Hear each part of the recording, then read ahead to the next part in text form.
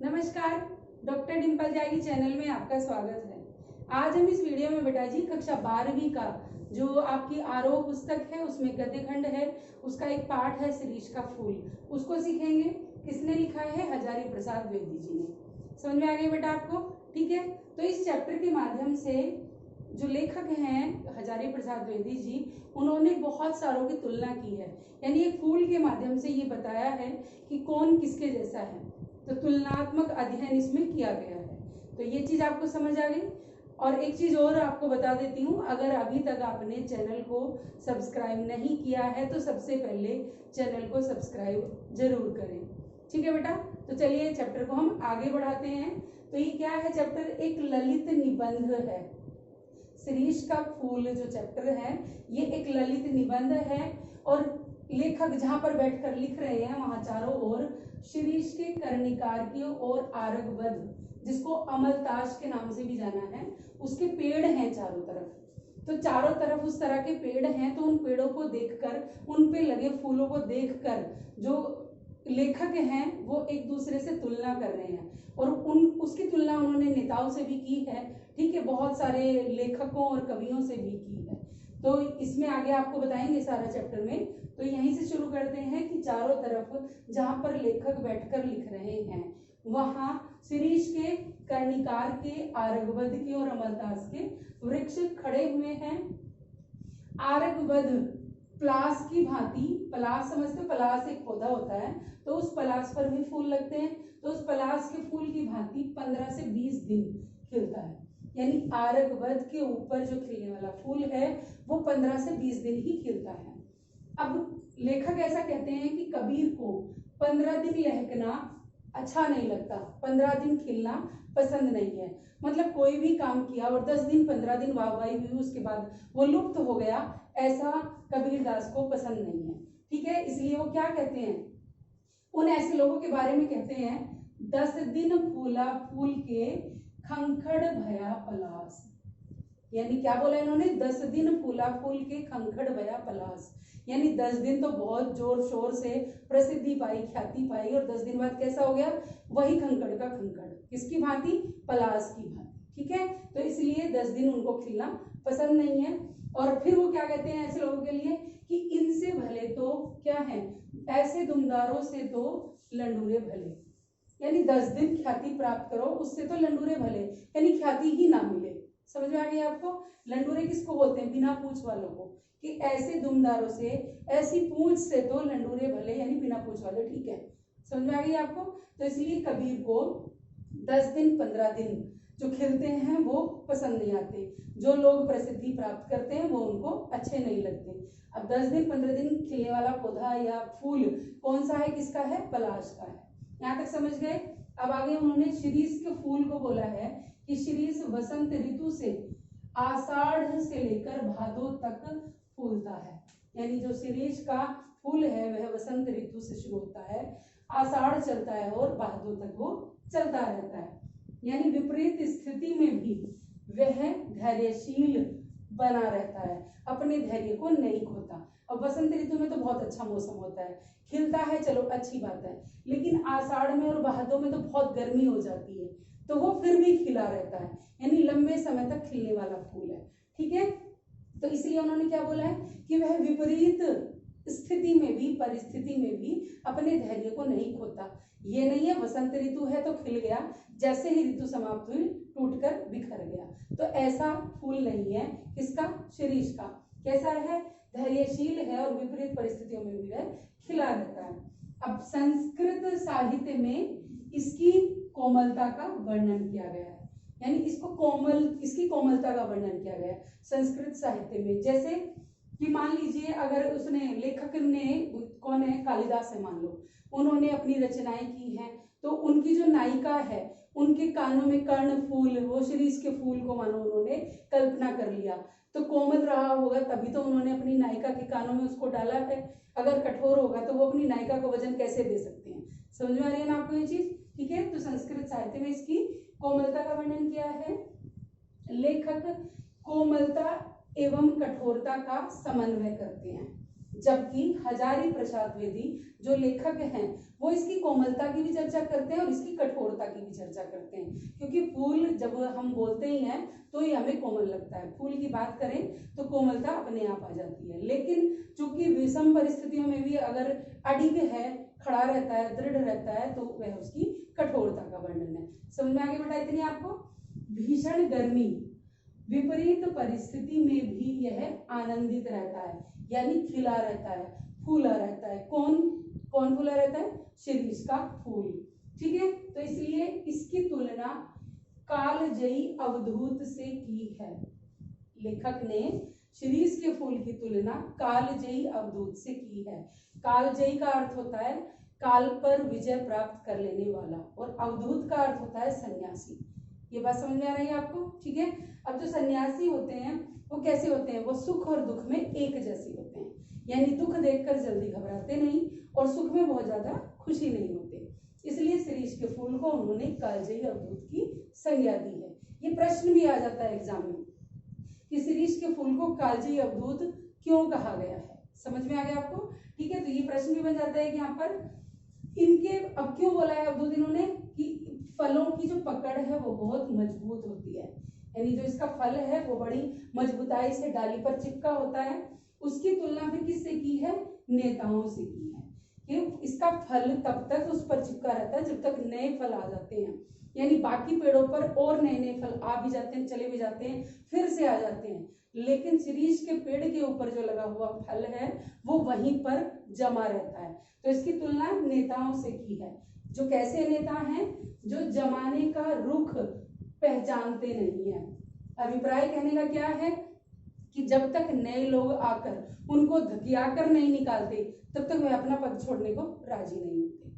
समझ में आ गई? क्योंकि ऐसे ही शिरीष का फल है कि बाकी पेड़ों पर नए नए आ जाते हैं, वो वहीं लगे रहते हैं, यानी जब तक उनको धकेल कर नहीं गिराया जाता तब तक वहां पर दूसरे को वो जगह देते ही नहीं है। समझ गए? इसीलिए तुलना नेताओं से की है यहाँ पर।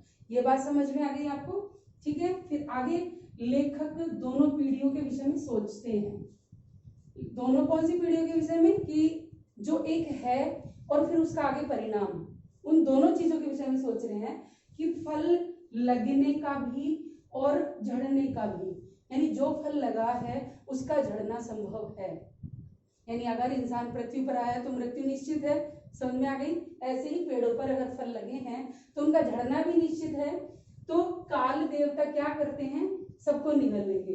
जो काल देवता हैं वो ऐसा चैप्टर में दे रखा है कि उनके सपासप कोड़े चलते हैं, वो अपने काल देवता अपने निगलते चले जाते हैं, यानी सारे प्राणियों को, सब प्राणधारियों को वो अपने अंदर समा लेते हैं, सबका अंत हो जाता है।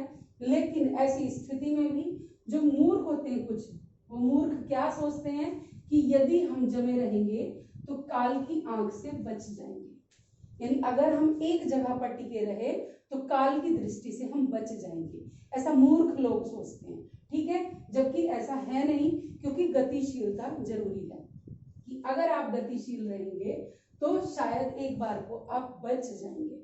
समझ में आ गई आपको? क्योंकि आप देख लीजिए कोई भी चीज, मान लीजिए पेड़ है, पेड़ सूखा हुआ है तो हवा उसको जल्दी तोड़ेगी। अगर तेज तूफान आता है और सूखा पेड़ है, उसकी टहनियों में लचक नहीं है तो वो पेड़ जल्दी उखड़ जाता है। अगर हरियाली है पेड़ के ऊपर, टहनियों में लचक है, तो तेज तूफान में वो झुक तो जाएगा लेकिन जल्दी से टूटेगा नहीं। समझ में आ गई? तो इसलिए क्या आवश्यकता है? गतिशीलता आवश्यक है। जमे रहने पर जल्दी ही काल की गाल में पहुंच जाएंगे, लेकिन मूर्ख ऐसा सोचते हैं जमे रहेंगे तो काल की आंख से बच जाएंगे। समझ में आ गई आपको? ठीक है, तो शिरीष अवधूत क्या है? अद्भुत है, यानी शिरीष का जो पेड़ है या शिरीष का जो फूल है या शिरीष का जो फल है वो क्या, उसको क्या बोला है? अद्भुत, अवधूत बोला है कि ये एक अजीब तरह का सन्यासी है, अजीब तरह का अवधूत है, जो क्या है? वायुमंडल से रस खींचता है। अब सोचते हैं कि इसको ताकत कहाँ से मिलती है, कि वही किसके बल पर टिका रहता है। तो मानो वायुमंडल से वह रस खींचता है अपने लिए और फिर उसके बल पर वह टिका रहता है। ठीक है, कबीर दास की भांति फिर इसकी इन्होंने तुलना कबीर दास जी से की है।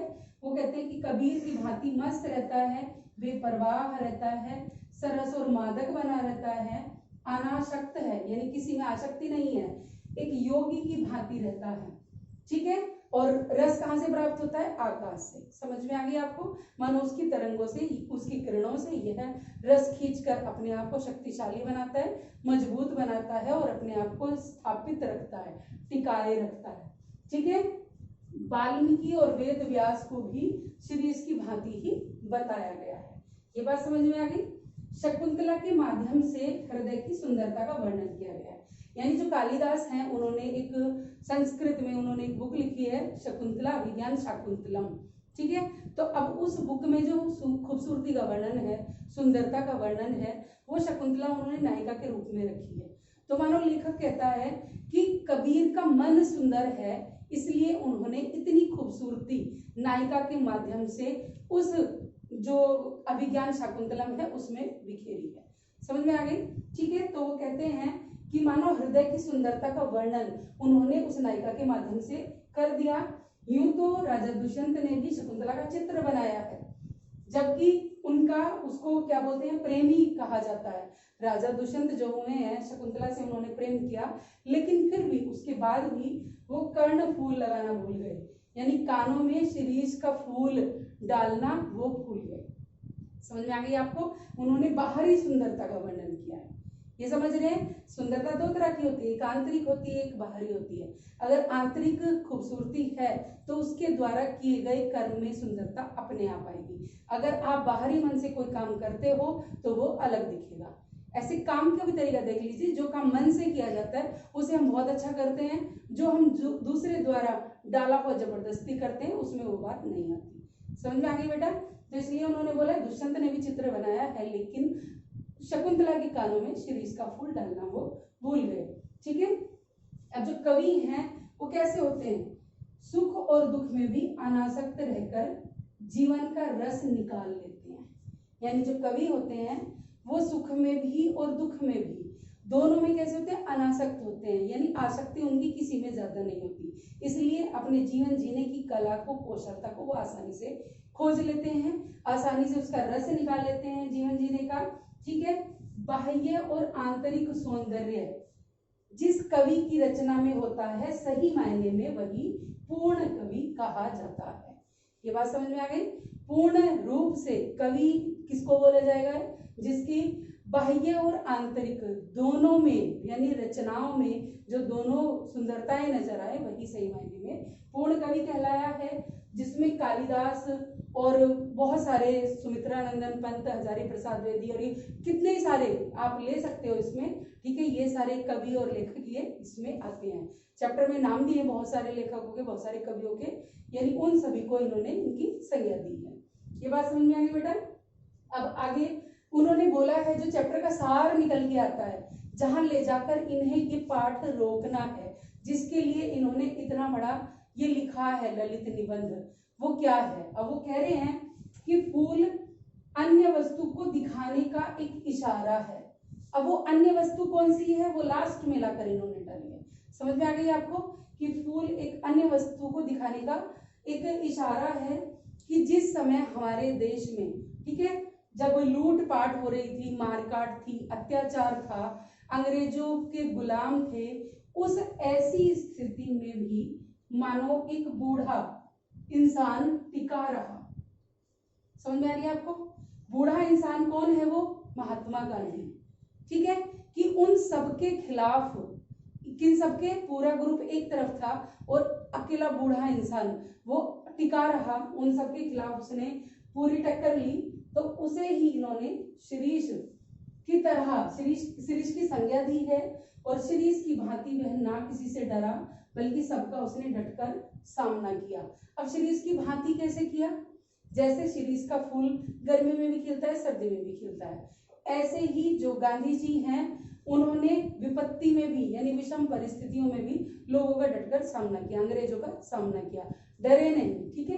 किसके बल पर? देह के बल पर, आत्मबल को उन्होंने मानो सिद्ध किया कि मेरी आत्मा इतनी मजबूत है, मैं आपसे डर नहीं सकता, या मैं आपका मुकाबला करने की हिम्मत रखता हूँ, ठीक है। अपने हिंदुस्तान के लिए मैं जान तक दे सकता हूँ। तो यह सब उन्होंने अपने आत्मबल को सिद्ध किया, अपने देह बल को सिद्ध किया।